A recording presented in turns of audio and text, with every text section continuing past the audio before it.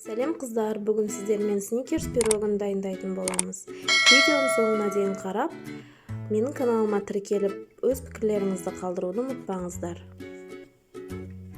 Ең алдыменен бөлме температурасында жұмсаған сары майымызды салып, оған бір жұмыртқа, қант салып араластырып аламыз.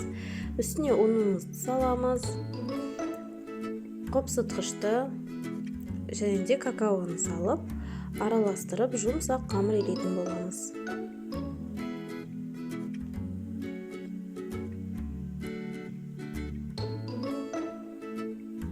Міне бізде осындай жұмсақ қамыр болады, оны тындырудың қажеті жоқ.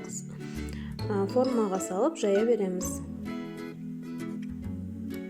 Осылай бір тегістеп жайып алатын боламыз. Оның шаншқының көмегімен тесіп шығамыз.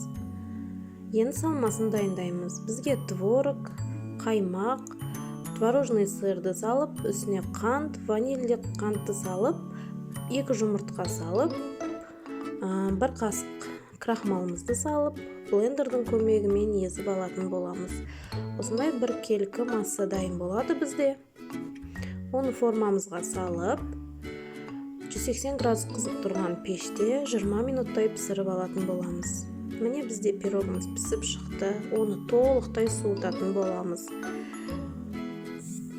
Бірінші бөлме температурасында, сосын мұздатқышқа салып суытамыз. Енді оның үстіне шоколадты дайындап аламыз. Осылай шоколадқа сливкиді қосып, микротолқынды пеште ертіп аламыз.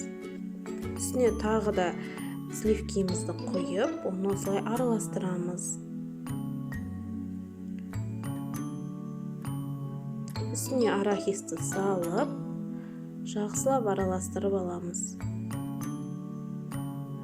Шоколад бізде толықтай еріп, бір келкі болып араласып кету керек.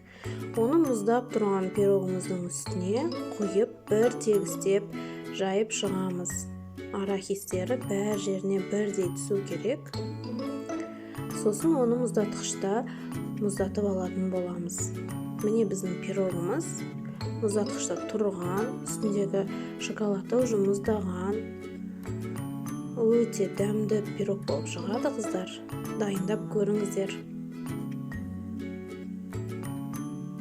Міне іштері өте жұмсақ, дәмді, ерекше пирог болып шығады. Видео сіздерге ұнаған болса, лайк басып, каналға тіркеліп кетуді ұмытпаңыздар.